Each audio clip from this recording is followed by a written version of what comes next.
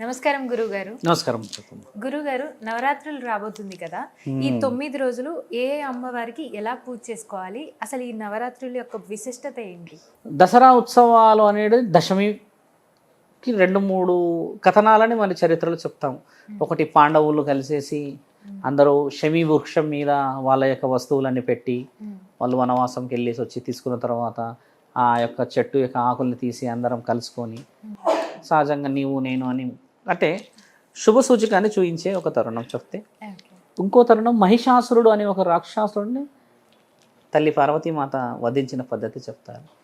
ఇక్కడ ఒక సాధువు అయిన మేము చెప్పేది ఏంటంటే అమ్మా, దుర్గాదేవి యొక్క వివరణతో పండుగ వచ్చింది. ఇక్కడ దుర్గాదేవి యొక్క స్థితిగతుల ద్వారా మనము 9 నవరాత్రులు చేసి 10వ రోజు రాజరాజేశ్వరి అమ్మవారిని శాంతపరుస్తాం. దీని యొక్క అంతరార్థం ఏంటంటే, పూర్వం ఒక రాక్షసుడు ఏం చేశాడంటమ్మా, తీవ్రమైన కఠోరమైన తపస్సు చేసి శివుడిని మెప్పించి వరాన్ని పొందుతాడు. నాకు చావు ఉండకూడదు, చంపే ఆయుధాలు ఉండకూడదు అని కొన్ని వరాలు కొన్ని పద్ధతుల ద్వారా పొందుతాడు తల్లి.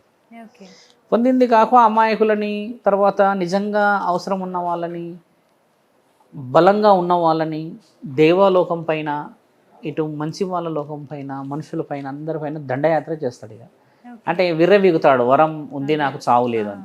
అలా చేస్తూ చేస్తూ వస్తే అందరు కలిసి దేవాది దేవతలు మరియు సహజంగా ఉండే భక్తులందరూ కలిసి అడిగిన మహాప్రశ్న ఏంటంటే, మార్గం ఎలా?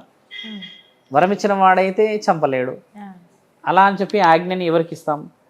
కాబట్టి సింహరూపిణి అమ్మకి ఏం చెప్తుందంటే, అమ్మనే నేను వధిస్తాను అని ముందుకు వచ్చినప్పుడు తండ్రి ఏమంటాడు, వలదు వలదు పార్వతి, శక్తి సరిపోదు, వరాన్ని పొంది ఉన్నాడు మహిషాసురుడు.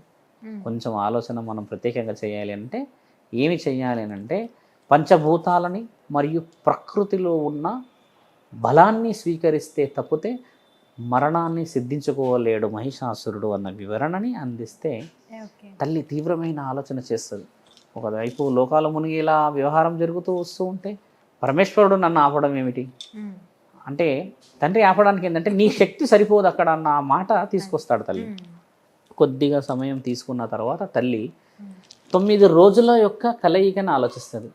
అంటే ఏమేమి చేశాడు మహిషాసురుడు అన్న వివరణను తీసుకుంటే, మొదట చిన్నపిల్లలని ఇబ్బంది పెట్టాడు, విద్య అంటే ఆశ్రమాలని గురువులని ఇబ్బంది పెట్టాడు, అన్నదాతలని అంటే వ్యవసాయాన్ని, ఎవరికైతే ఇంట్లో అన్నానికి సంబంధించిన విషయంలో వారిని ఇబ్బంది పెట్టాడు, సౌభాగ్యవతులని ఇబ్బంది పెట్టాడు, దానికి తోడు నిజముగా అవసరం ఉన్న అమాయకులని కూడా ఇబ్బంది పెట్టిండన్న ఈ తరుణం మొత్తంగా వింటుంది.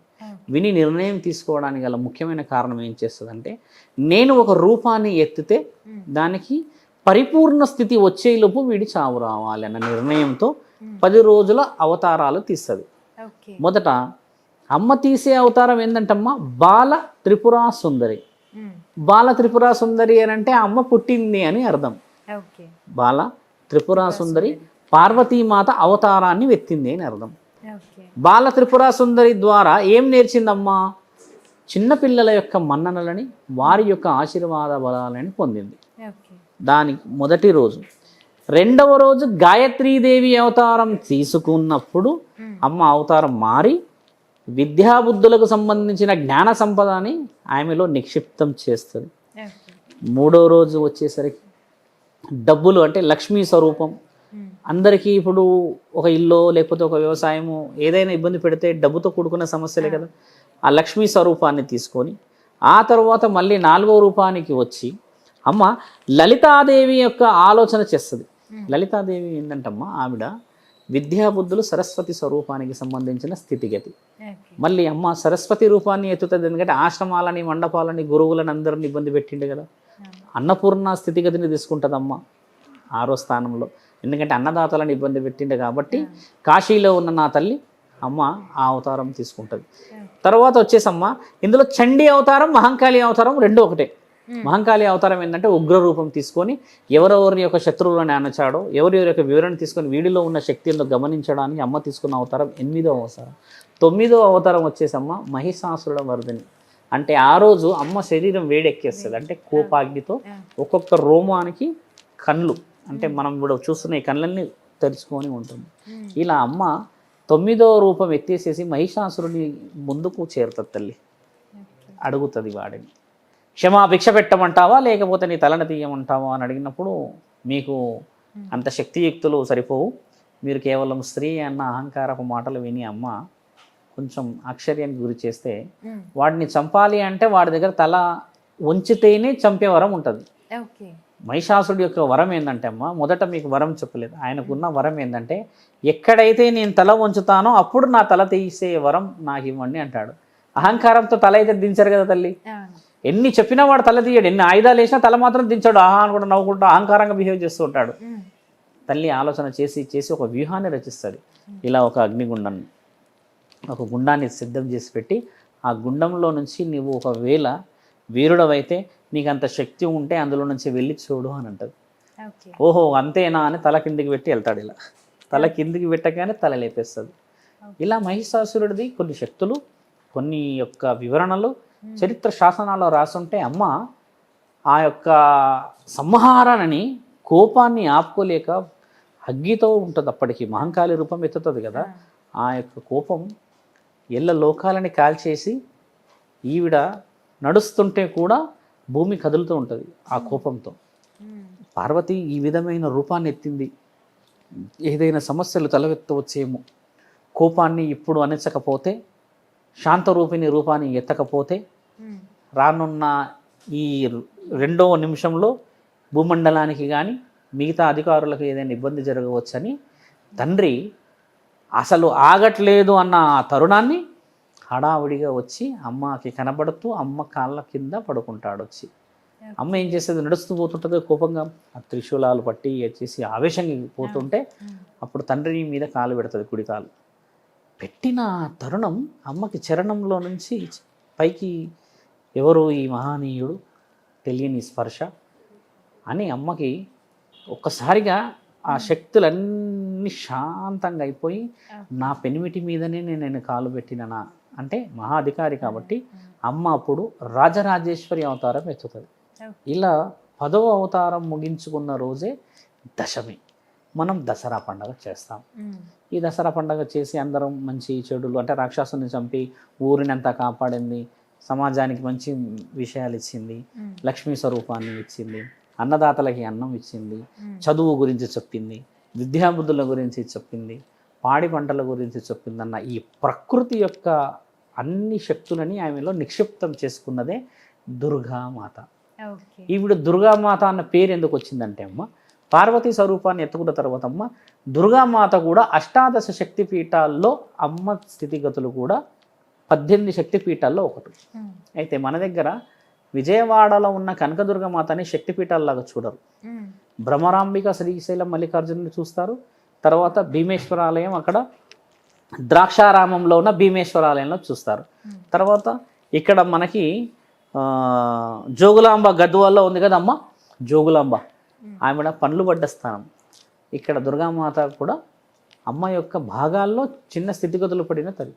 ఇక్కడ నుంచి మొదలైన ఆ తరుణానికి దుర్గామాత యొక్క వివరణ తీసి ఆ అమ్మ కోరిన ఆ శక్తిని ముందుకు తీసుకొస్తుంది. పసుపు రూపాన కోలుస్తారు.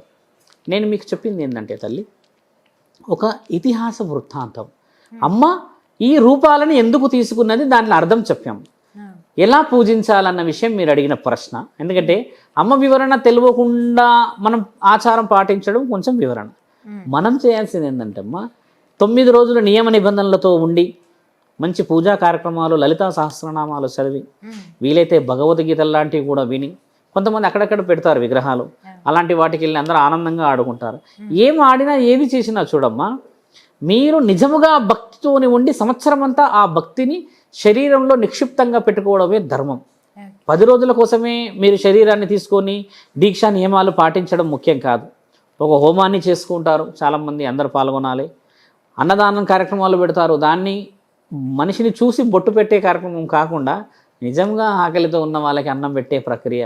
కమర్షియాలిటీ తగ్గించి పూజ నియమ నిబంధనలు పాటించి అమ్మవారికి ఒక్కొక్క రూపం, ఒక్కొక్క చీర కట్టి ఆ చీరకి సంబంధించిన విషయం అందించి ఈ ధూప దీప నైవేద్య కార్యక్రమాలు కూడా అంతఃకరణ శుద్ధితోనే చేయవలెను.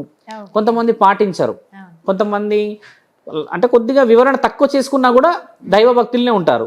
ఇక్కడ మేమేమిటంటే అమ్మ, అలంకరణ కంటే ముందు నీ అంతఃకరణ శుద్ధితో పూజించడము, రాతిలో కూడా దేవుడు ఉన్నాడు అని నమ్మడమే. ఇప్పుడు దుర్గామాత 10 రోజులు భూమండలానికి వచ్చిందని మన అందరికి తెలుసు. కానీ ఆ అమ్మ వచ్చిందని చెప్పేసి నువ్వు ప్రచారం చేసేసి అందరినీ కాపాడే ఆ పూజా విధానం చేయడం మంచిది కదా తల్లి. అంతేగాని ఆ పేరుతోని మనం కొద్దిగా ఆలోచన తక్కువ చేయకూడదు. ఇప్పుడు ఎగ్జాంపుల్ మీకు చెప్పాము కదా, అమ్మ 10 రోజుల ఆ యొక్క ప్రక్రియ చరిత్ర ఇతిహాసాల్లో మనకు చాలా వివరంగా చెప్పబడింది. ఒక్కొక్క వాళ్ళు పీఠాధిపతులు ఉంటారు, అమ్మవారిని పూజించే వాళ్ళు ఉంటారు, శ్రీచక్రాన్ని పూజించే వాళ్ళు ఉంటారు. ఈ 10 రోజులు చాలా బలంగా పండగ చేసుకొని అందరూ బాగుండాలనేదే ఒక సాధు లక్షణం మాది. ఇంతకంటే వివరణ పూజా విధానం కావాలంటమ్మా, చూడండి ఎలా అయితే పిండి ఉంటుందో అలాగే రొట్టె ఉంటుంది. కాబట్టి ఏంటంటమ్మా, ఎవరి ఆస్తులు ఎంత ఆస్తులు, ఎవరి భక్తి, ఎవరి యొక్క వివరణ ఎలా ఉంటే అమ్మ స్వీకరించడం మాత్రం సహజంగా సామాన్యంగా నువ్వు చిన్న చింతపండు వీటిని స్వీకరిస్తుంది. మనసుతో చేసే ఏ దీక్ష అయినా పరమాత్ముడికి చేరుతుంది. కాబట్టి విజయదశమిని నిజంగా విజయంగా చేయాలని అందరం ఈ దశమి నుంచి మళ్ళీ ఓ దశమి రావాలని, అందరూ బాగుండాలని ఆశీర్వాద బలం పరమాత్ముడి ద్వారా తీసుకోవడమే నిజమైన విజయదశమి. అదమ్మా నీవన్న విషయం.